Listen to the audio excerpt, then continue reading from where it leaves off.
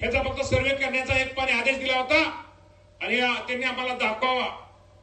त्या नेत्याला मला सांगायचंय, या नेत्याने आयुष्यामध्ये कधीच शेतीच्या पाण्याच्या बाबतीमध्ये त्यांनी कधी प्रयत्न केला, त्यांना काय माहिती योजना काय होती.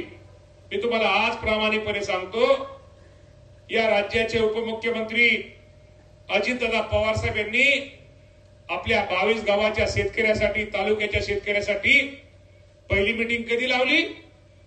26/8/2020. ह्या मीटिंगचं हे प्रोसिडिंग. मला वाटतं यातलं पाण्याच्या बाबतीत हुशार कोण आहे? हुशार म्हणजे माहिती कोण घेऊ शकतं? भाऊला मी कागद दुसरं कोण घेऊ शकतं? आता तरुण बरं पवार, हा कागद कितीचा? 26/8/2020 ची पहिली मीटिंग, हे त्याचं प्रोसिडिंग. त्यानंतर दुसरी मीटिंग जी घेतली ती दादांनी जयंत पाटलांनी मीटिंग घेतली. ती मीटिंग घेतली 28/8/2020, त्याचं हे प्रोसिडिंग.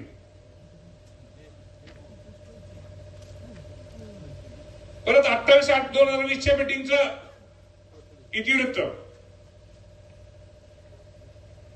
त्यानंतर परत 6/4/2021 रोजी परत दादाने एक मीटिंग आपल्या तालुक्यात पाण्यासाठी घेतली, त्याची हे मीटिंगचं प्रोसिडिंग.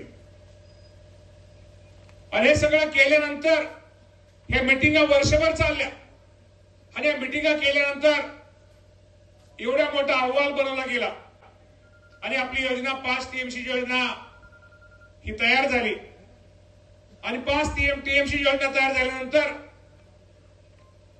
त्यांनी सांगितलं की फक्त एक पाणीपत्र, हो एक पाणीच पत्र आहे, त्यांना आतलं काहीच माहित नाही, ते पण काय माहित नाही. त्यामध्ये काय म्हटलंय की ह्याच्यावरती जे हे तयार केलं, ह्याच्यावरती जयंत पाटलांची सही झाली. जयंत पाटलांची सही झाल्यानंतर या योजनेसाठी त्यावेळेचे मुख्यमंत्री उद्धव ठाकरे साहेबांची सही घेण्यासाठी या राज्याचे उपमुख्यमंत्री अजितदादा पवार साहेबांनी फाईल बाय हँड दिली. तुमचं इथलं कुठलं देव? निमजाई शपथ. ह्या योजनेवर उद्धव ठाकरे साहेबांची सही, निमजाई शपथ अजितदादा पवार साहेबांनी घेतली.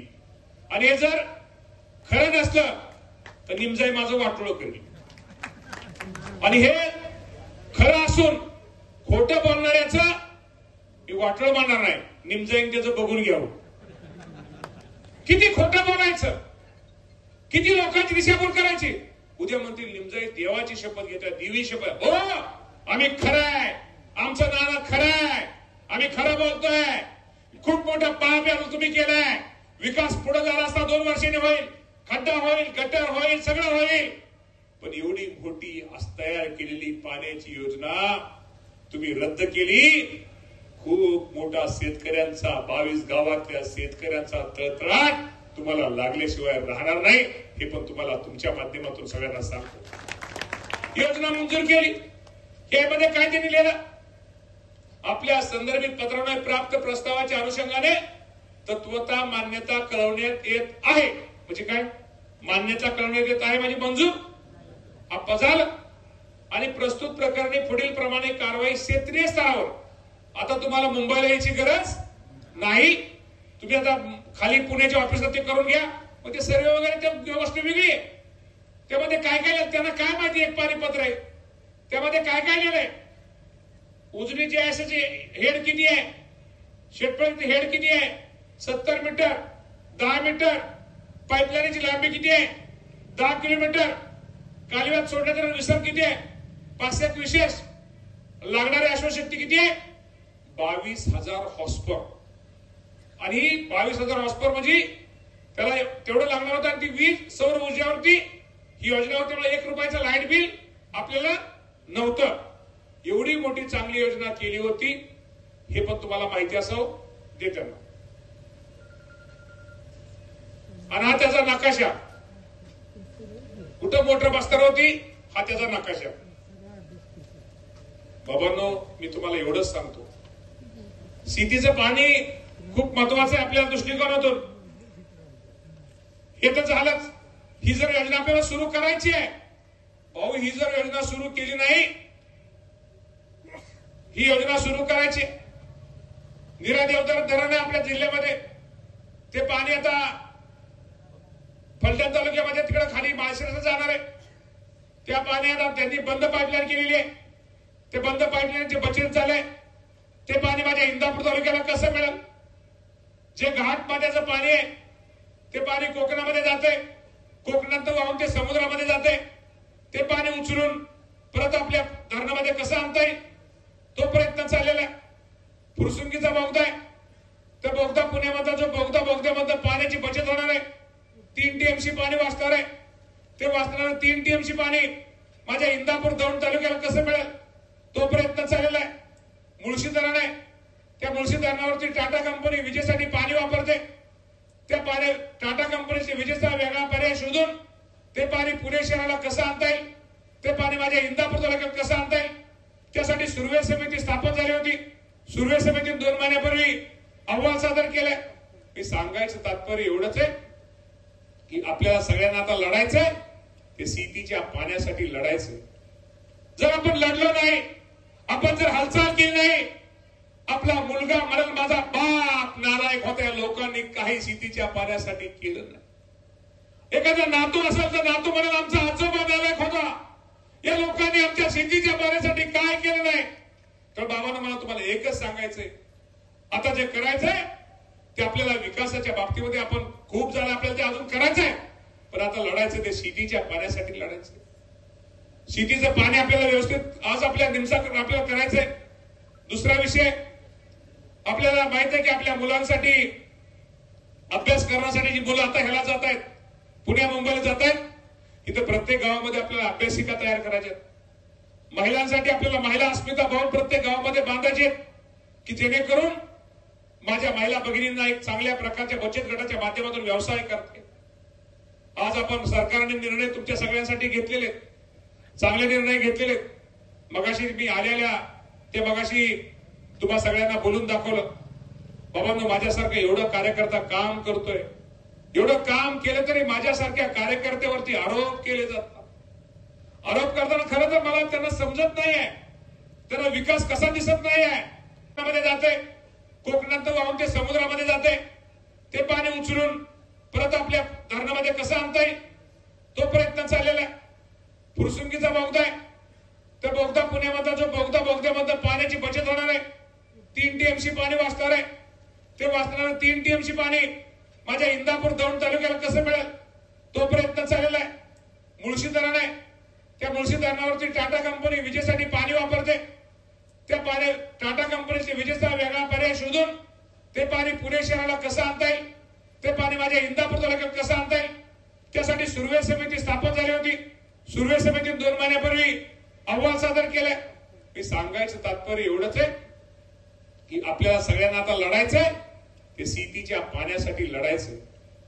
जर आपण लढलो नाही, आपण जर हालचाल केली नाही, आपला मुलगा म्हणेल माझा बाप नालायक होत्या लोकांनी काही शेतीच्या पाण्यासाठी केलं नाही.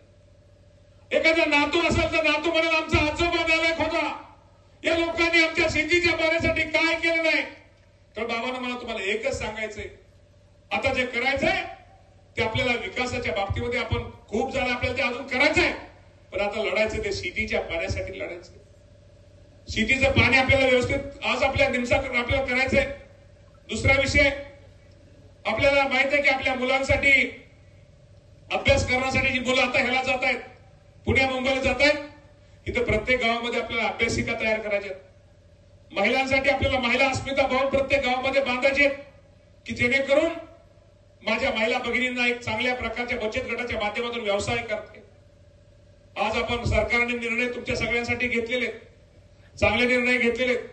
मगाशी मी आलेल्या ते मगाशी तुम्हा सगळ्यांना बोलून दाखवलं. बाबांनो, माझ्यासारखं एवढं कार्यकर्ता काम करतोय, एवढं काम केलं तरी माझ्यासारख्या कार्यकर्त्यावरती आरोप केले जातात.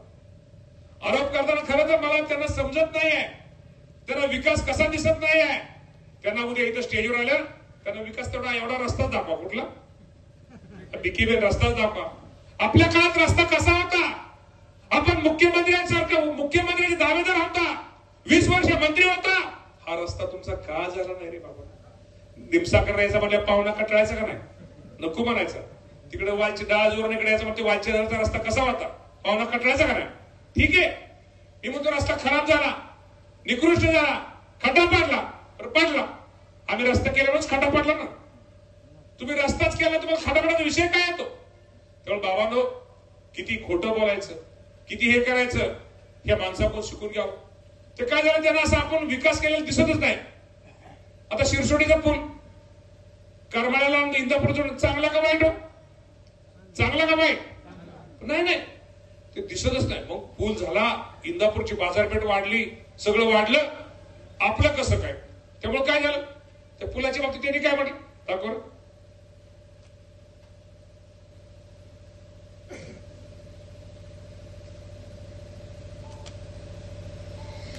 कौतुक चाललंय म्हणले, उजनीवर 400 कोटी रुपयाचा पूल झाला. चांगली गोष्ट आहे, करणं गरजेचं आहे. पण त्याची आज गरज होती का? त्यांना गरज नव्हती, आपल्याला गरज होती. सांगा बरं, कुणी उजनी धरणावर एक मोठा पूल करा असं कुठं मागणी झाली? केली नव्हती, केली इंदापूरच्या व्यापाऱ्यांनी केली. एक उदाहरण सांगा. आणि ते 400 कोटी रुपये तालुक्याच्या नावावर पडले. यांना काय दिले? पुलाच्या ऐवजी पूल आज नाही उद्या केला असता आपण, पण ते 400 कोटी रुपये त्यांचं म्हणणं आहे ते पूल आज न उद्या केला असता. अरे 400 कोटी ते पूल पीडब्ल्यूडी करते आणि बंधारे हे जलसंपदा करते, आणि तिजोरीच्या काळजी काय? ह्यांना काय करायचंय? सरकार दिली ना तिजोरी, ते अजित पवार तिजोरीत खंबीर होते ना, तरी कधी आपल्या हे केला. आणि हे तिजोरीची काळजी करतायत बाबांनो. कधी कधी वाईट वाटतं, अरे तुम्हाला काम करायचं, तुम्हाला काम करू, तुमच्याकडे तेवढे हे पण नाही, पण दुसरं काम करताय त्याला नावं ठेवायचं. आता आम्हाला हे माहिती आहे, विरोधकांनी की आमच्यावरती फुलं टाकावीत अशी आम्ही अपेक्षा करणार नाही. लोक दगड मारताना ज्या झाडाला फळ आहे त्या झाडाला दगड मारतात, हे आम्ही जाणतो. पण काय झालं, उठलं सुटलं त्यांना मामा भरणं दिसत, काय कळत नाही मला. मी खरं सांगतो, आता ते कुठेतरी एखादा ते फायनान्सचा कुठे इंदापूर त्यांचा फॉर्म भरत होता, ते कुठला फायनान्सवाला आला, ये म्हणले, ये भाषण त्यांनी बंद केलं मंत्र्यांनी, ये बोल म्हणले. बघा किती काय गुंडा राज चाललाय तालुक्यामध्ये. त्या फायनान्सवाल्याने बोल म्हणले. ती बिचारा कोण फायनान्सवाला तिला बोलत नव्हता, ती कोण मला डोंबाळे माहित नाही, कोण पण माहित नाही. बोल तुला कोणी मारलं?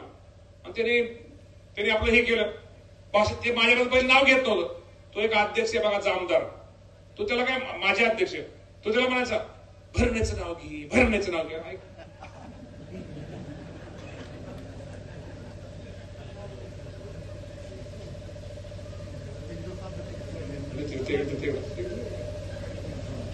हसला बघा, मागे समजलं तुम्हाला सगळ्यांना.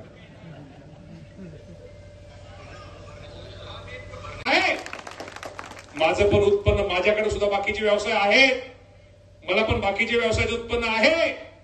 पण जरी व्यवसायाचं उत्पन्न कुणाला जरी असलं आणि आपल्या शेतामध्ये आपण ज्यावेळेस चक्कर मारतो, फिरायला जातो, शेती पाहायला जातो आणि शेतीतलं पीक पाहिल्यानंतर शेतीचं जर पीक ते जळलेलं दिसलं, कर आपल्याला जर दिसलं, तर झोपताना संध्याकाळची किती आपली आपदा होते हे फक्त आपल्या शेतकऱ्यालाच माहिती असते रे बाबांनो. तेव्हा मला तुम्हाला एक विनंती करायची, ही निवडणूक महत्वाची आहे. हो, तुमच्या भागामध्ये विकास केला. तुम्ही विचार करा, एकदा मुस्लिम बांधव पण इथे बसलेले आहेत. या तालुक्यामध्ये मुस्लिम बांधवांना पूर्वी कधी स्पेशल निधी दिला होता का? या लोकांना कधी स्पेशल निधी दिला होता? आताच का दिला? आज तुम्ही प्रत्येक गावामध्ये जा, या तालुक्यामध्ये मुस्लिम बांधवांना स्पेशल निधी देण्याचा प्रयत्न माझ्यासारख्या कार्यकर्त्यांनी प्रामाणिकपणे केलेला आहे.